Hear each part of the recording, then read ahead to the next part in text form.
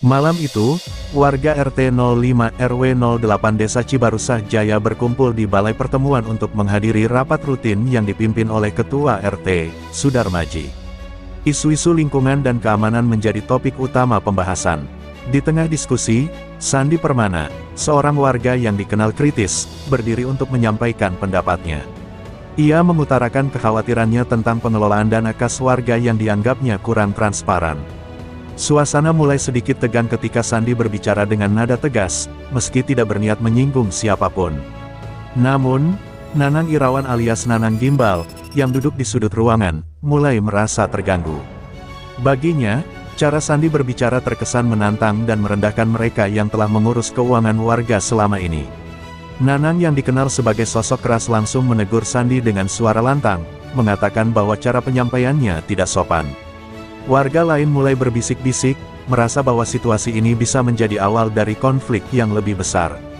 Sandi tidak mau mengalah, ia justru menantang balik dengan argumen bahwa sebagai warga, ia berhak menyampaikan pendapat tanpa harus mengikuti cara yang disukai Nanang.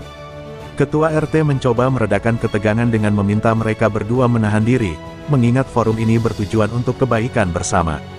Setelah beberapa menit penuh ketegangan, suasana kembali tenang, dan rapat pun dilanjutkan.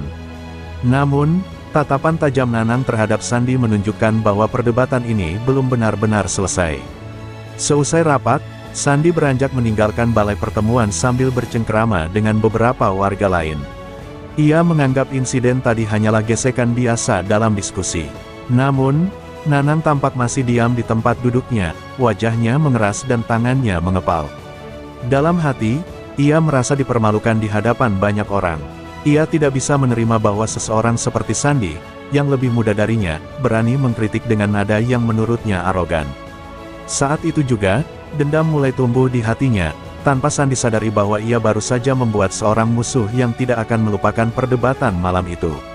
Sejak malam rapat itu, Nanang Gimbal mulai menunjukkan perubahan sikap.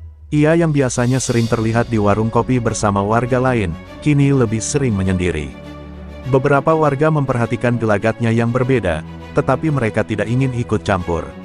Sementara itu, Sandi tetap menjalani hari-harinya seperti biasa.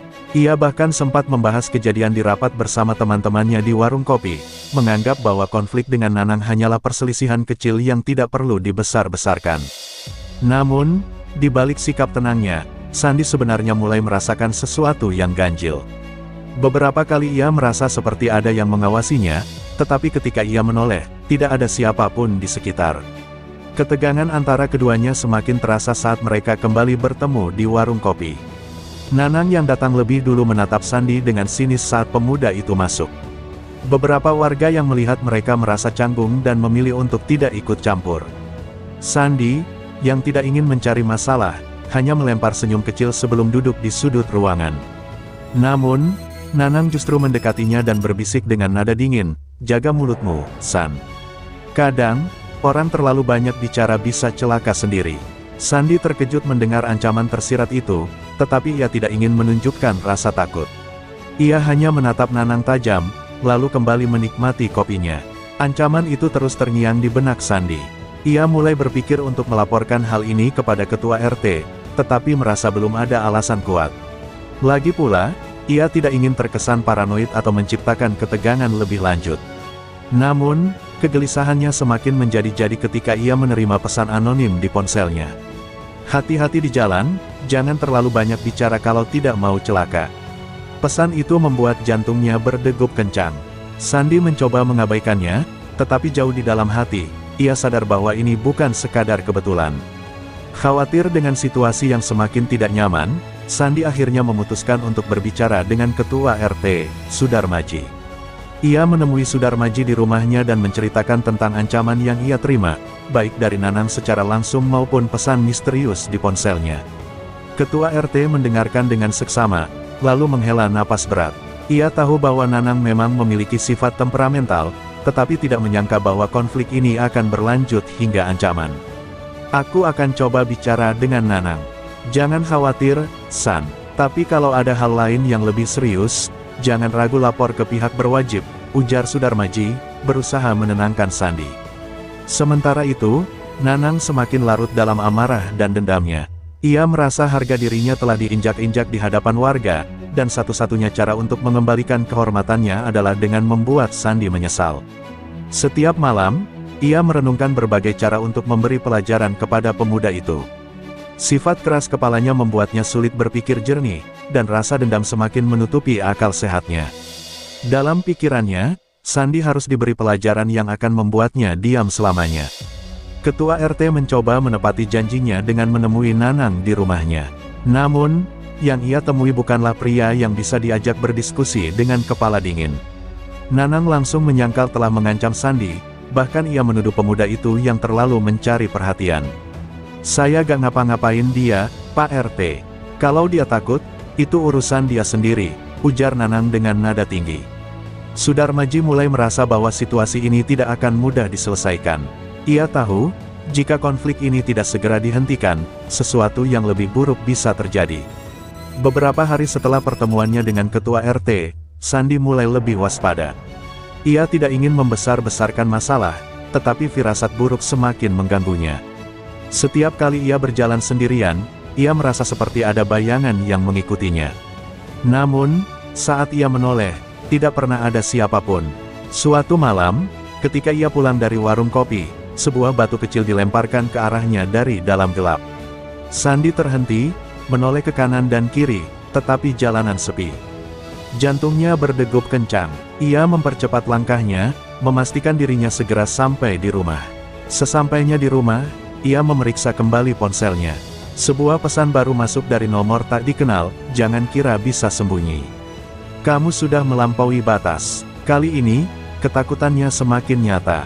Sandi mencoba tetap tenang, tetapi tangannya sedikit gemetar saat meletakkan ponsel di meja.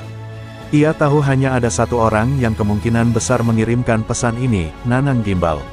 Namun, tanpa bukti yang kuat, ia tidak bisa berbuat banyak. Yang bisa ia lakukan saat ini hanyalah lebih berhati-hati. Di sisi lain, Nanang semakin tenggelam dalam amarahnya. Setiap kali ia melihat Sandi berkeliaran di kampung tanpa rasa takut, emosinya membuncah.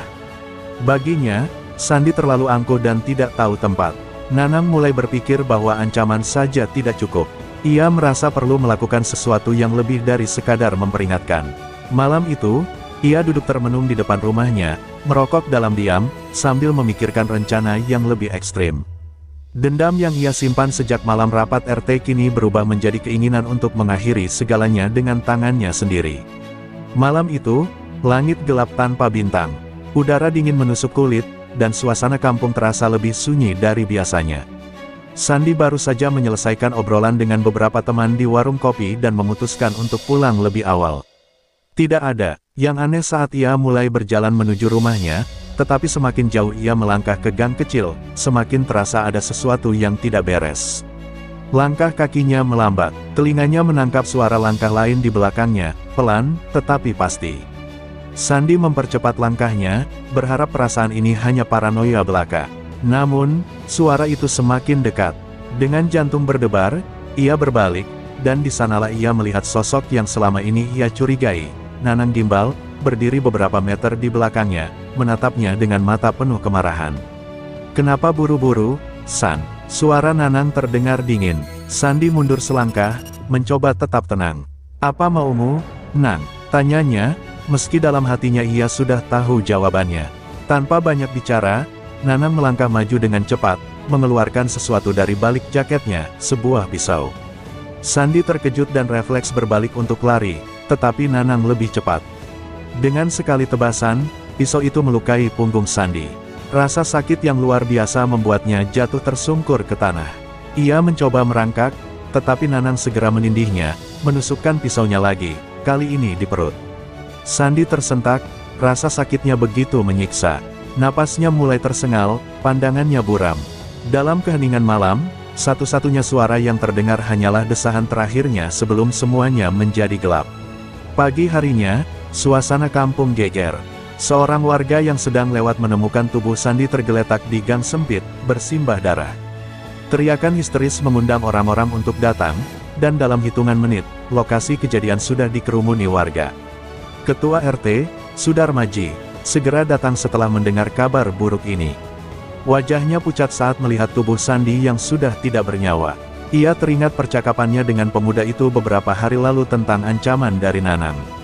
Polisi segera dipanggil, dan garis polisi dipasang di sekitar lokasi kejadian. Beberapa warga memberikan kesaksian bahwa mereka terakhir melihat Sandi di warung kopi tadi malam, tetapi tidak ada yang tahu bagaimana ia bisa berakhir terbunuh di gang itu. Seorang warga lain mengaku sempat mendengar suara langkah kaki tergesa-gesa dan suara seperti orang merintih, tetapi ia tidak berani keluar rumah karena takut. Polisi mulai menyelidiki kemungkinan pelakunya, dan nama Nanang Gimbal pun mulai disebut-sebut oleh warga. Di rumahnya, Nanang duduk diam, wajahnya tampak lebih gelap dari biasanya. Ia mendengar kabar bahwa mayat Sandi telah ditemukan, tetapi ia pura-pura tidak tahu apa-apa. Namun, dalam hatinya, ia tahu waktunya tidak akan lama lagi. Jika ada saksi yang melihatnya di dekat TKP, maka ia tidak akan bisa mengelak. Ia mencoba menenangkan dirinya dengan menyalakan rokok, tetapi tangannya sedikit gemetar. Ia telah melakukan sesuatu yang tidak bisa ditarik kembali. Polisi mulai mengumpulkan bukti dan memeriksa saksi-saksi.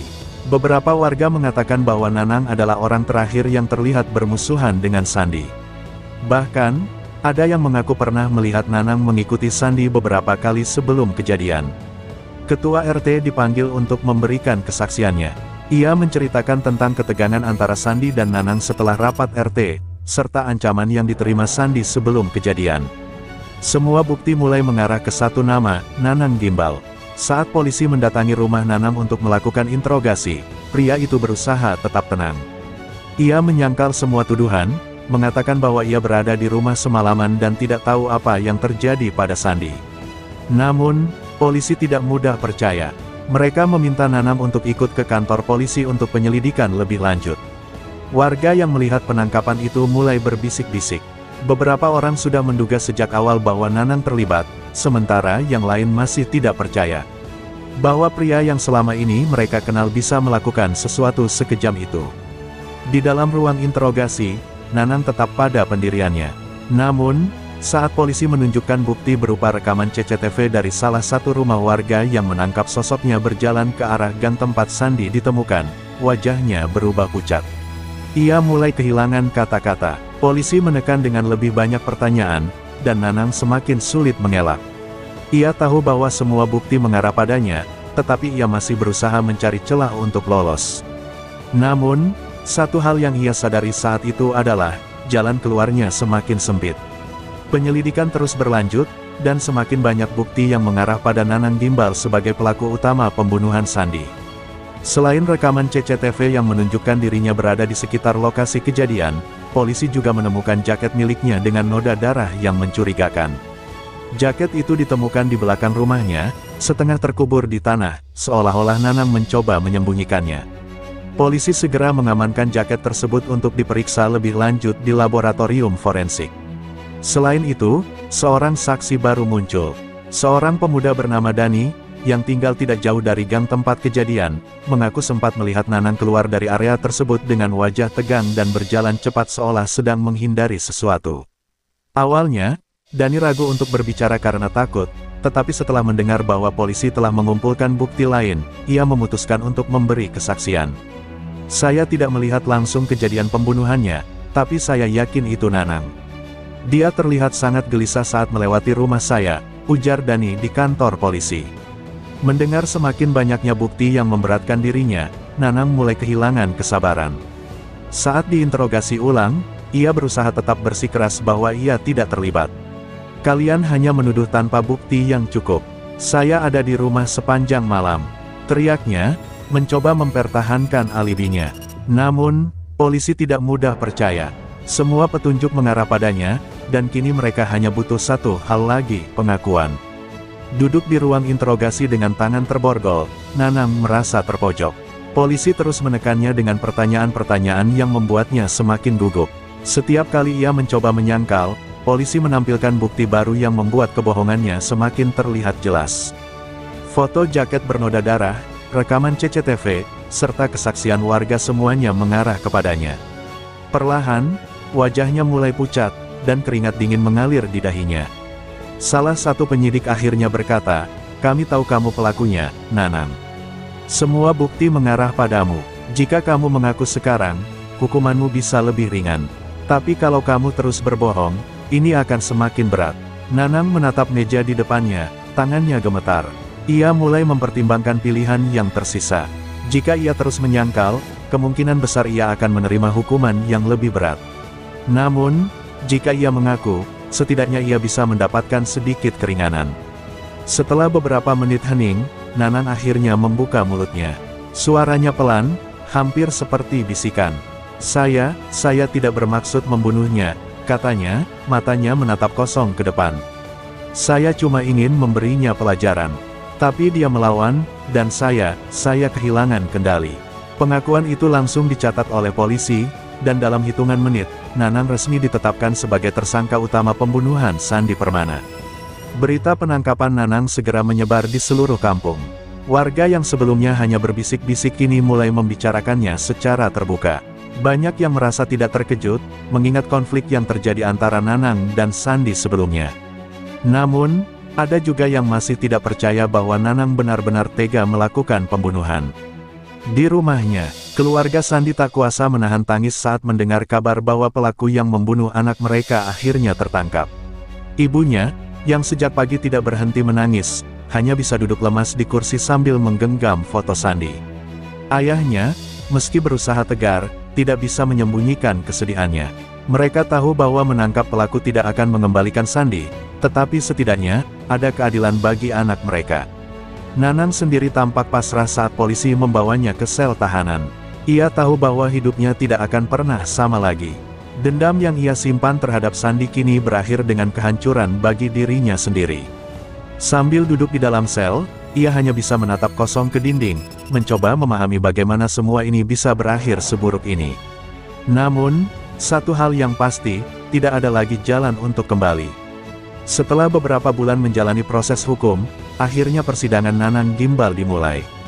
Ruang sidang penuh dengan warga yang ingin melihat bagaimana kasus ini akan berakhir. Di barisan depan, keluarga Sandi duduk dengan wajah muram, sementara di sisi lain, keluarga Nanang tampak cemas dengan nasib yang akan menimpa anggota keluarga mereka. Jaksa penuntut memaparkan bukti-bukti yang telah dikumpulkan, termasuk rekaman CCTV, jaket berdarah, serta pengakuan Nanang sendiri. Pengacara Nanang berusaha membela kliennya dengan menyebut bahwa pembunuhan ini tidak direncanakan dan hanya terjadi karena emosi sesaat. Namun, jaksa dengan tegas menolak argumen tersebut, menyatakan bahwa Nanang telah menunjukkan tanda-tanda ancaman jauh sebelum kejadian terjadi. Ketika giliran keluarga Sandi untuk berbicara, ibunya menangis terseduh-seduh. "Anak saya tidak pantas mati seperti ini. Dia hanya ingin menyuarakan pendapatnya, tapi malah dibunuh dengan kejam," ucapnya dengan suara bergetar. Suasana ruang sidang menjadi penuh emosi, bahkan beberapa warga yang hadir tampak meneteskan air mata. Setelah mendengar semua kesaksian dan bukti yang diajukan, hakim akhirnya membacakan putusannya. Berdasarkan bukti-bukti yang ada dan pengakuan terdakwa, pengadilan memutuskan bahwa Nanang Irawan alias Nanang Gimbal terbukti bersalah atas pembunuhan berencana. Dengan ini, terdakwa dijatuhi hukuman penjara selama 20 tahun. Suasana ruang sidang hening sejenak sebelum akhirnya riuh dengan berbagai reaksi. Keluarga Sandi menangis lega karena keadilan akhirnya ditegakkan, sementara keluarga Nanang hanya bisa menundukkan kepala dengan wajah sedih. Nanang sendiri hanya terdiam, menerima nasibnya dengan pasrah. Ia tahu bahwa hidupnya telah berakhir sejak malam itu, malam ketika ia membiarkan dendam menguasai dirinya. Di luar ruang sidang, Ketua RT Sudarmaji hanya bisa menghela napas panjang. Ia merasa bersalah karena tidak bisa mencegah konflik ini sejak awal. Namun, ia juga berharap bahwa peristiwa ini bisa menjadi pelajaran bagi semua warga, bahwa dendam dan amarah yang tidak dikendalikan hanya akan membawa kehancuran. Beberapa bulan setelah persidangan, kampung mulai kembali normal, meski bayang-bayang tragedi masih terasa. Warga kini lebih berhati-hati dalam menyelesaikan konflik, tidak ingin ada kejadian serupa terulang kembali. Ketua RT mulai aktif mengadakan diskusi warga untuk memastikan bahwa komunikasi di antara mereka berjalan dengan baik, agar tidak ada lagi perselisihan kecil yang berkembang menjadi tragedi besar. Di rumah keluarga Sandi, meskipun luka akibat kehilangan masih terasa, mereka mulai belajar untuk melanjutkan hidup. Foto Sandi tetap terpajang di ruang tamu, sebagai pengingat tentang perjuangan dan keberanian seorang pemuda yang hanya ingin menyuarakan pendapatnya. Sementara itu, di dalam penjara, Nanang duduk di sudut selnya, menatap langit dari jendela kecil di atasnya. Hidupnya yang dulu penuh dengan kebebasan kini terbatas oleh 4 dinding. Ia sadar bahwa semua ini adalah akibat dari amarahnya sendiri. Tidak ada lagi kesempatan untuk mengubah masa lalu, hanya ada penyesalan yang akan ia bawa sepanjang hidupnya. Tragedi yang menimpa Sandi Permana dan hukuman yang dijatuhkan kepada Nanang Gimbal menjadi pelajaran berharga bagi seluruh warga kampung. Sebuah konflik yang bermula dari perbedaan pendapat dalam rapat RT berujung pada pertumpahan darah yang tidak seharusnya terjadi. Semua orang yang terlibat dalam peristiwa ini, baik keluarga korban maupun keluarga pelaku, harus menanggung beban emosional yang mendalam. Kehilangan Sandi membawa duka bagi keluarganya, sementara Nanang harus menjalani sisa hidupnya di balik jeruji besi dengan penyesalan yang tidak akan pernah hilang. Ketua RT Sudarmaji dan warga lainnya kini lebih berhati-hati dalam menangani perbedaan pendapat. Mereka sadar bahwa komunikasi yang baik dan rasa hormat terhadap sesama adalah kunci untuk menghindari konflik yang tidak perlu. Kampung yang dulu tenang sempat diguncang oleh tragedi, tetapi dengan kesadaran bersama, mereka berusaha bangkit kembali, belajar dari kesalahan masa lalu. Meski luka masih terasa, kehidupan harus terus berjalan, dan semua berharap agar kejadian serupa tidak akan pernah terulang. Di dalam penjara, Nanang Gimbal hanya bisa merenungkan kesalahannya. Setiap malam, bayangan malam tragis itu kembali menghantuinya. Ia menyadari bahwa satu keputusan yang diambil dalam amarah bisa menghancurkan tidak hanya hidupnya sendiri, tetapi juga kehidupan orang-orang di sekitarnya. Namun, semua sudah terlambat. Kini, ia hanya bisa menjalani hukumannya dengan penuh penyesalan. Terkendali bisa membawa kehancuran. Nanang Gimbal adalah contoh nyata bagaimana dendam dan emosi sesaat bisa mengubah hidup seseorang menjadi mimpi buruk. Sebelum bertindak, kita harus berpikir jernih agar tidak menyesali keputusan yang sudah diambil. Karena kesalahpahaman atau perbedaan pendapat, jika saja Nanang dan Sandi bisa menyelesaikan perbedaan mereka dengan komunikasi yang lebih baik, mungkin tragedi ini tidak akan terjadi. Oleh karena itu, menghargai pendapat orang lain dan berdiskusi dengan kepala dingin sangatlah penting. Bisa mengubah hidup seseorang selamanya. Nanang tidak berpikir panjang ketika memutuskan untuk menghabisi nyawa Sandi, dan akibatnya, ia harus kehilangan kebebasannya selamanya. Setiap tindakan yang kita lakukan memiliki konsekuensi, jadi kita harus selalu bijak dalam mengambil keputusan. Kampung dan ketua RT baru menyadari pentingnya menjaga ketertiban setelah tragedi ini terjadi. Mereka akhirnya lebih aktif dalam mencegah konflik dan berusaha menciptakan lingkungan yang lebih harmonis. Ini menunjukkan bahwa setiap individu memiliki tanggung jawab untuk menjaga kedamaian di komunitasnya. Ya Tuhan yang Maha Pengasih, kami memohon ampun atas segala kesalahan dan khilafan yang telah terjadi. Kami berdoa untuk arwah Sandi Permana, semoga ia diterima di sisi-Mu dengan penuh kasih sayang dan diberikan tempat terbaik di surga-Mu. Kami juga berdoa untuk keluarga yang ditinggalkannya, agar mereka diberikan kekuatan, kesabaran, dan ketabahan dalam menghadapi kehilangan ini. Ya Tuhan, kami juga memohon agar Engkau memberikan hidayah dan kesadaran kepada mereka yang telah melakukan kesalahan. Semoga Nanang Gimbal dapat menyesali perbuatannya dengan tulus dan menemukan jalan untuk bertobat. Biarlah ini menjadi pelajaran bagi kami semua, agar kami tidak terjerumus dalam kebencian dan amarah yang bisa menghancurkan kehidupan. Bimbinglah kami agar selalu bersikap bijak dalam menghadapi perbedaan pendapat, saling menghormati, dan menjaga kedamaian di antara sesama. Semoga kami semua dapat hidup dengan lebih baik, penuh kasih sayang, dan menjauhi segala perbuatan yang dapat menyakiti orang lain.